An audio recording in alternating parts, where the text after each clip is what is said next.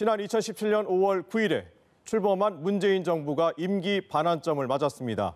무엇보다 문재인 정부는 출범 이래 줄곧 북한과의 관계를 강조해 왔는데요.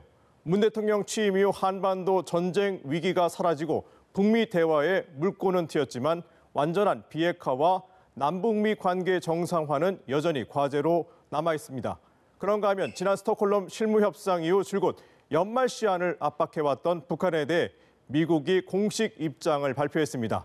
미 국무부가 인위적 데드라인 설정은 안 된다는 입장을 명확하게 주목되고 있는데요. 문재인 정부 2년 6개월간의 대북 정책 평가와 한 주간 한반도 정세, 최용한 국가안보 전략연구원 안보전략연구실장과 함께 짚어보겠습니다. 어서 오십시오. 네, 안녕하세요. 자, 문재인 정부 출범한 지 이제 2년 6개월이 지나서 5년 임기 절반이 지났는데요. 예. 취임 이후 한반도 평화 프로세스가 본격적으로 시작됐다라는 그런 의미도 있지만 아직까지 가야 할 길이 좀 먼다 이런 평가가 좀 나오고 있는데 먼저 실장님께서는 2년 6개월 이제 남은 기간 어떻게 평가하고 계신지 말씀 좀 부탁드리겠습니다. 방금 잘 요약해서 말씀해 주신 것 같은데요. 네. 이제 2017년 5월 달에 임기가 시작이 돼서 시작이 됐는데 그해 9월 달에 6차 핵실험이 있었고 11월 달에 이제 국가 핵무력 완성 선언 등이 있었던 것과 비교해 보면 지금은 상황이 굉장히 많이 진전됐죠. 그 이후에 이제 지금 상황이 좀 정체돼 있긴 하지만 남북 간의 그 군사적인 긴장이라든가 이런 측면에서는 굉장히 좀 완화된 측면이 있으니까요. 근데 이제 작년에 2018년에 있었던 그 굉장히 빠른 변화의 분위기 그리고 긍정적인 희망과 비교해 보면 상대적으로 올해 지금 상황은 굉장히 상황이 정체돼 있는 게 맞습니다. 결국 지금 상황은 한반도에서 평화를 만든다는 게 그리고 북한의 핵무기를 폐기한다는 게 얼마나 어려운 문제인지 또 역설적으로 그게 또 얼마나 우리한테 필요한 과제인지를 상기시켜주는 순간인 것 같습니다. 무엇보다도 한반도에서 실질적으로 이제 전쟁 가능성을 좀 줄이고 낮추고 이른바 운전자로로 상징되어 온 대북 정책을 추진하면서 세 차례 남북 정상회담이 또 있었고 또 두 차례 북미 정상회담이 있지 않았습니까? 예. 이런 것으로 봤을 때 이제 대단한 성과다 이렇게 평가해 볼 수 있을 것 같은데 의미가 좀 있다면 좀 짚어주시죠. 이제 북한 핵 문제라는 게 1990년대부터 있었는데 핵 문제의 진전 과정에서 한국이 주도적인 역할을 해본 적이 별로 없었습니다. 네.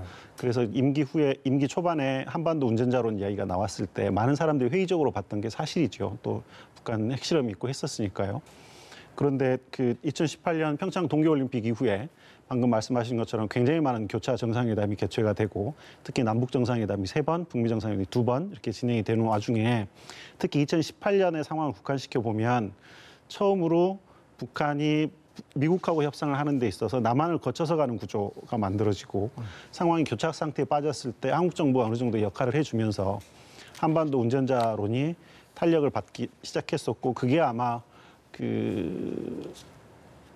굉장히 오랜만에 한국이 외교에서 특히 한반도 문제와 관련된 외교에서 주도적인 역할을 했던 걸로 볼 수 있을 것 같습니다. 그러니까 지난 2018년도에 이제 작년이죠. 우리가 이제 평창 동계올림픽을 하면서 급격하게 남북 관계가 좋아졌다. 예. 이렇게 좀 평가를 좀 해볼 수 있을 것 같은데 그 위에 좀 이제 상황이 좀 좋지 않아지면서 좀 이제 문제가 되고 있는 것 같은데 자 지금 보면 이제 하노이 회담 결렬 이후에 이제 북미 협상 과정에서 이제 신경전이 계속 오가고 있고 또 지난 6월 달부터인가요? 북한이 남한을 우리 측을 좀 이렇게 배제하는 그런 모습들을 좀 보이고 있어서 좀 남북 관계라든지 이런 게 좀 녹록지 않은 상황인데 어쨌든 문재인 정부 이제 후반기에 들어섰는데 어떤 좀 과제에 초점을 맞춰서 진행을 좀 해보면 좋겠냐 한번 좀 말씀 좀 부탁드리겠습니다.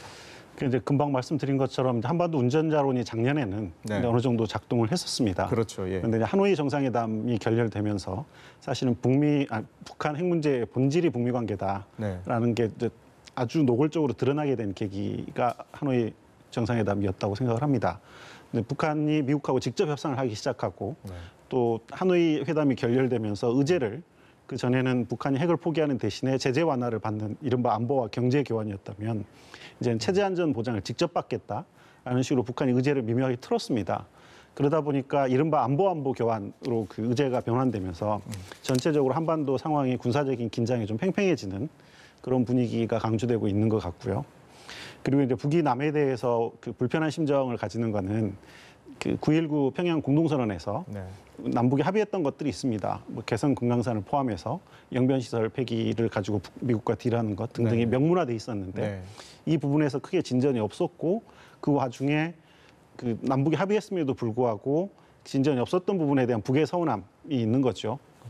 그렇기 때문에 이제 향후의 이제 문제 진전을 위해서는 금방 말씀드린 것들이 해결이 돼야 됩니다. 남북 관계에 있어서 우리가 주도성을 얼마나 확보할 수 있느냐, 그리고 한미 관계에 있어서 우리의 자율성을 얼마나 가질 수 있느냐, 그런 것들이 굉장히 중요한 쟁점이 될 것 같습니다. 근데 올해 1월에 이제 김정은 위원장의 신년사에서 예. 여러 가지 사실 강조하면서 남북 관계가 좀 전환을 맞지 않겠느냐라고 이제 예상을 했었는데 사실은 지금 보면은 제자리 걸음 수준인 것 같거든요. 그거에 대해서는 어떻게 좀 보고 계십니까? 사실 올 신년사 그리고 그 하노이 정상회담 직전 분위기만 하더라도 네. 하노이 정상에서 일정 정도 성과가 나고 성과가 나면 그거를 기초로 남북 관계가 또 발전을 하고 네. 그래서 또 남북 관계가 발전을 하면 북미 관계 또 다른 진전을 우리가 이끌어내고 하는 이른바 그 선순환 구조를 희망했던 것이고 그거에 대한 기대가 굉장히 높았던 게 사실이죠. 그렇죠. 근데 금방 말씀드린 것처럼 하노이가 결렬이 되면서 네. 그 모든 것들이 정체돼 버린 상황이거든요. 네. 결국에는 그 한반도 문제 진전에 있어서 가장 근본 문제는 북핵 문제이고 북핵 문제 해결에 있어서는 북미 관계가 굉장히 중요한 거고 여기에서 우리가 어떤 역할을 할 수 있느냐에 대한 고민이 점점 깊어지고 있는 시점입니다. 자, 문재인 정부에서 이제 한반도 프로세스를 올해 안에 다시 시동을 걸 수 있느냐, 이것이 가장 좀 우리한테는 굉장히 중요한 부분일 것 같은데, 문재인 대통령은 각국 지도자들을 만날 때나 아니면 정상들을 만날 때 한반도 평화 프로세스와 관련된 행보를 계속 이어가지 않았습니까? 그런 점으로 봤을 때 문재인 대통령께서 앞으로의 그 대북과 관련된 행보라든지 또는 또 대북 정책과 관련해서 좀 어떤 부분에 초점을 맞추면 좀 더 우리한테 좀 도움이 될 건지 이런 걸 좀 한번 좀 말씀 좀 해주시죠.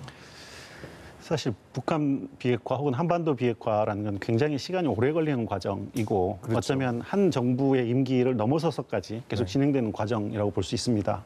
그래서 지금 상황에서는 그 한반도 평화 프로세스의 모멘텀을 계속 이어가는 것, 그러니까 프로세스 자체의 불가역성을 확보할 수 있느냐 없느냐가 굉장히 중요한 문제가 돼버렸습니다. 네네. 특히 2019년으로 연말 시한 설정을 해놨고 2020년에는 미국의 대선이 있고 하기 때문에 그 상황을 이 한반도 평화 프로세스가 과연 넘어갈 수 있느냐 굉장히 중요한 관점이고 단기적으로는 북한이 정한 2019년 혹은 미국 대선 이전에 미국 북미 간에 어떤 합의를 이뤄낼 수 있고 그것이 성과로 이어질 수 있느냐 굉장히 중요할 겁니다.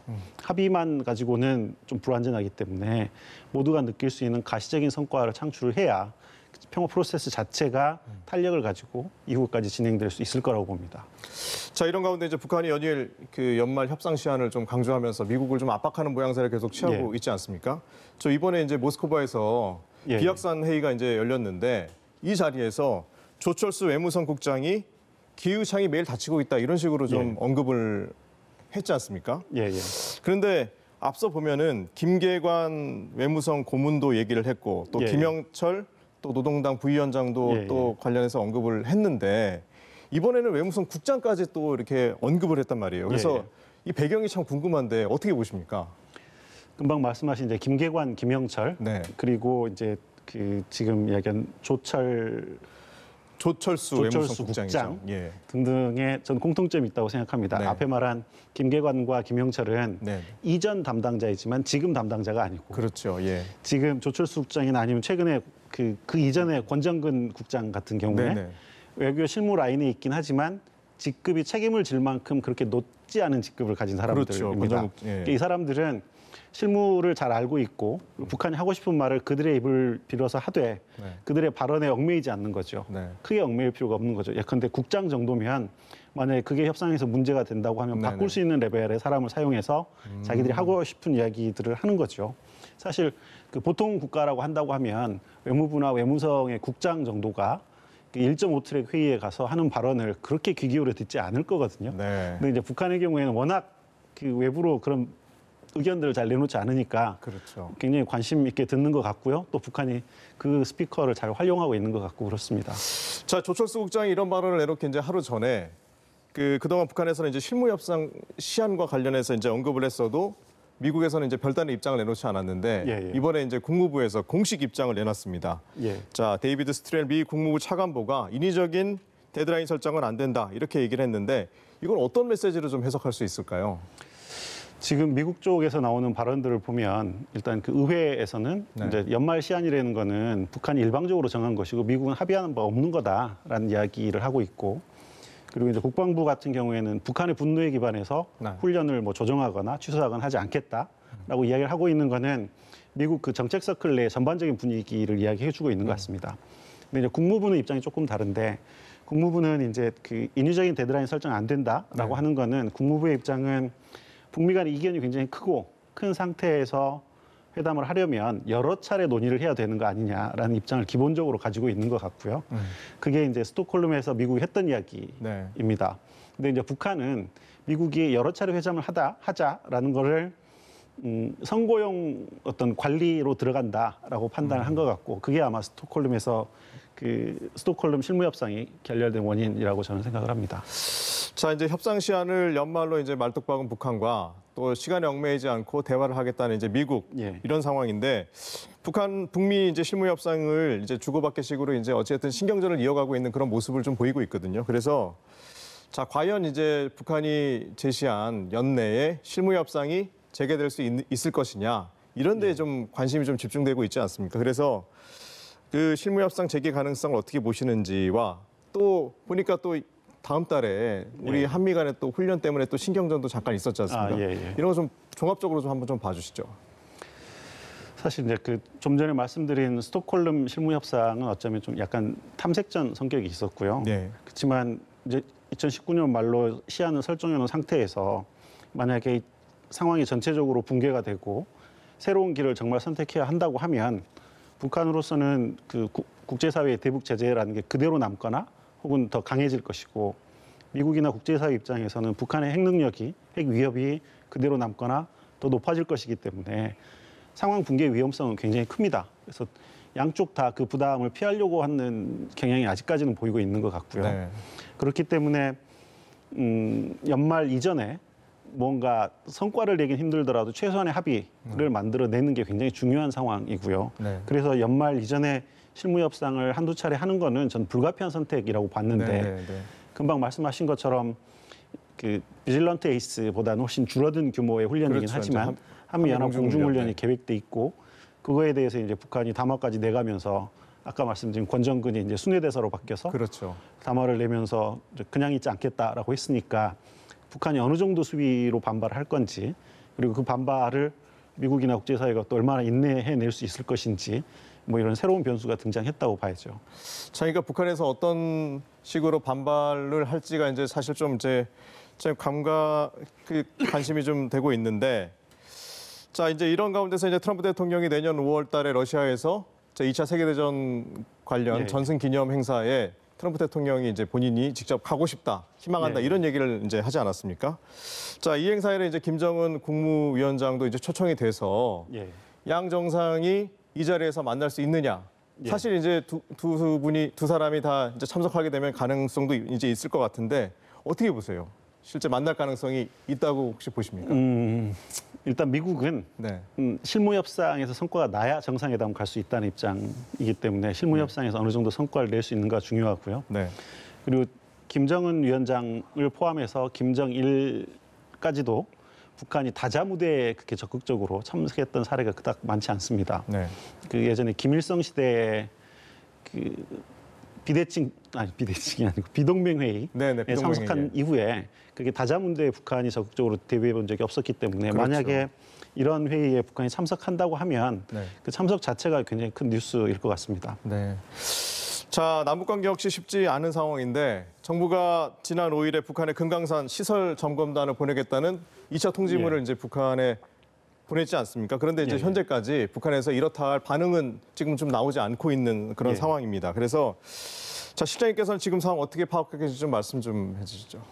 사실 금강산에 대한 입장은 그 김정은 위원장이 백두산에 말 타고 오른 이후에 일주일인가 후에 금강산에 가서 직접 남한에 의존하는 방식의 사업을 하지 않겠다라고 이야기를 했고 시설을 철거하라라고 발언을 한 거에 북한 노동신문에 조선중앙통신에 다 실리지 않았습니까? 그러니까 현재 금강산과 관련된 혹은 남북관계와 관련된 경색 국면을 이끌고 있는 게 김정은이고 김정은 위원장이 그런 입장을 가지고 있는 상황에서 북한 정책 실무그룹에서의 정책적인 자율성은 굉장히 제한적일 겁니다. 네. 여기 그러니까 우리가 무슨 통지문을 보내고 그거에 대해서 자기들이 판단을 해서 융통성을 가지고 대응할 수 있는 여지가 굉장히 작기 때문에 네. 큰 그림에서 풀리지 않으면 네. 지금 현재의 경색 국면이 좀 풀리기는 어려운 상황에 있지 않은가 그렇게 생각합니다. 그러면은 결국은 북한이 우리 실무회담 그에 이어서 시설 점검단 관련해서 이게 거절을 할지 이런 것도 굉장히 중요하는데 이 대면 접촉을 거부한다면 그 이유 어디다 좀 봐야 될까요? 그러니까 그 가장 딱딱한 방식의 이야기를 하고 싶은 거예요. 네. 이야기를 주고받으면서 다른 의제로 확산이 되거나 네. 혹은 이야기를 주고받으면서 자기들이 물러날 여지를 없애버리고 그리고 실무자 입장에서는 말로 해서 전달하는 것보다는 만약에 굉장히 보신주의적으로 생각한다고 하면 문서로 대답할 때 훨씬 깨끗하고 명료하고 간단하게 대답할 수 있는 거거든요. 그렇죠. 그래서 예. 아마 그 정책 실무자 라인에서의 그 자율성이 굉장히 제한되기 때문에 지금 그런 방식의 이야기를 하고 있는 것 같고요. 거꾸로 그런 의미에서 보면 시설 점검이라는 건 정말 시설을 철거하려면 반드시 필요한 거기 때문에 그렇죠. 저는 시설 점검단 아이디어는 괜찮은 아이디어였다고 생각합니다. 우리로서는 좀 시간을 끌면서 북의 변화를 기다려야 되는 시점인 것 같아요. 그래서 북한이 시설 점검과 관련해서는 좀 받아들일 가능성도 좀 어느 정도 있지 않겠느냐 이제 그렇게 보시는. 시설 점검 자체를 거부할 명분이 그렇게 많지 않은 이슈를 우리가 던진 셈인 거죠.